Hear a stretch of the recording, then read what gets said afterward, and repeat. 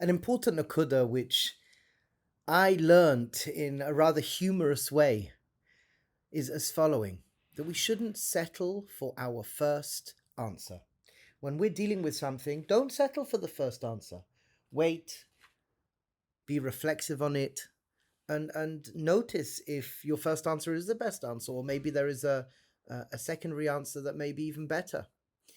And the way this came around, Ravolbi, when I think second or third time I met him when hearing Shir, somebody asked him on this nakuda of dealing with an issue, and Ravolbi said, I see with you, I'm hearing that you've settled for your first answer. That means there was a question, or there was a certain hashkafa, and you thought about it, and bang, this is what it is now. That's it, this is what it is. But he said, let me tell you something that my teacher Rabbi Yerucham told me. And it's a little bit humorous, but it really nails home the point. He said like this: imagine you are wearing a coat and it gets warm. So there are different things that you can do to deal with the warmth of the coat. Now, most people would say just take the coat off, but he says, wait a minute. You could cut off the sleeves. You can cut off the bottom of the coat to make it shorter. You could take out the lining. You can change your surroundings and you can go into a place that's cooler.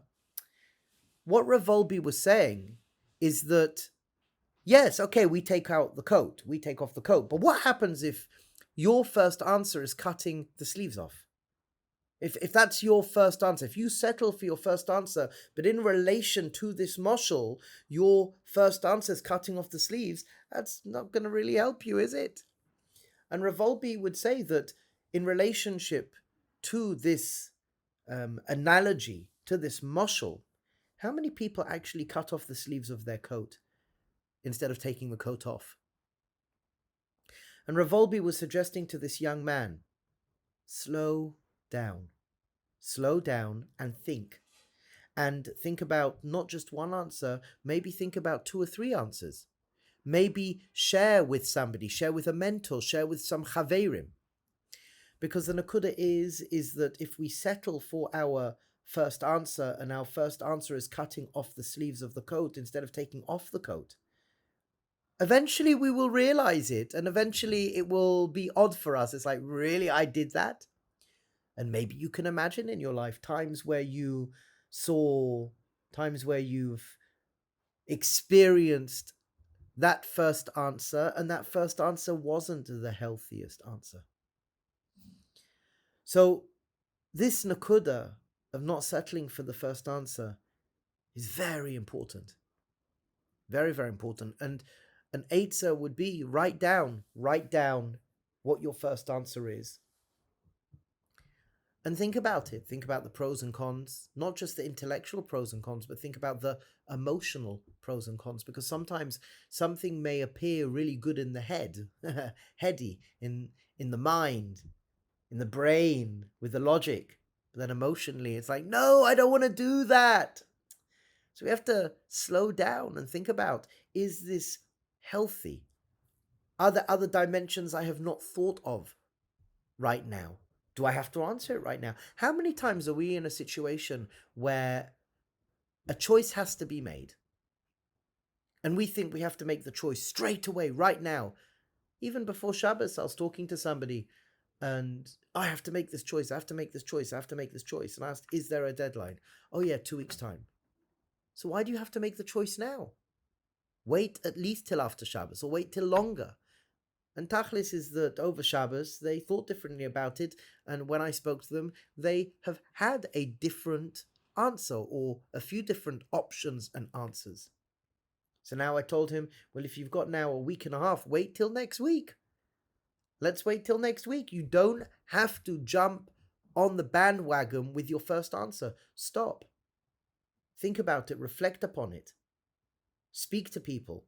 Notice the pros and cons mitzad the mind, but mitzad the emotions as well. What does that mean? Let's excavate that for a moment. For example, somebody is looking to do a particular job. Okay? And they want to look at being an accountant or a doctor or a lawyer, and they have the skills to do that. But what would be if they hate it? On paper, it sounds really, really good. What would be if they hate it? They hate numbers, they hate it, they can do it, but they hate it. It sounds really good for money and it sounds really good for prestige, but they hate it. And maybe they love music and maybe they could do, something to do with music. I'm just throwing something out there that sometimes the money, prestige, and the name, Dr. Lawyer, it sounds really good. They can do it, but maybe emotionally they'll be miserable. So we have to think about these different dimensions, and it does take time to unfold. So the takeaway here, don't settle for the first answer that comes up in your mind. Write it down, be with it, contemplate, and think about other answers as well that come up. And this is in every area of our life, in our learning, with how to deal with relationships, chinuch, whatever it may be.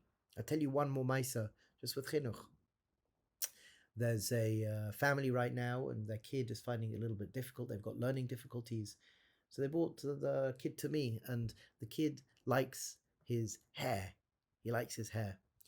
So the parents are fighting. Get rid of the hair, get rid of the hair, get rid of it, because it's not like the best thing to do. That's their answer. Get rid of the hair. And I said to the parents, let me ask the Biala Rebbe what he thinks, but I think if the kid's having learning difficulties, maybe the hair is giving him some sort of control over his life, and you shouldn't do that. And Tachlis, I spoke to the Rebbe, and the Rebbe said, yeah, you're right, leave the kid. And it's an amazing thing, because their first answer in regards to dealing with this situation was cut the hair. We spoke to an Adam Godel, and the Adam Godel said differently. Kids, the school's okay with it. The school is okay with it. But for the family, it's like, no, we are this way inclined. The kid's not like that. Sometimes you do have to come down hard and get the kid to cut the hair for different reasons. But whatever it may be, don't settle for the first answer. Think about it. Speak to yourself about it. Speak to others and see if it's healthy all the way through. Bracha, mazel, and hatzlacha. May mamash we live with hope. May we live with gratitude. May we live with resilience.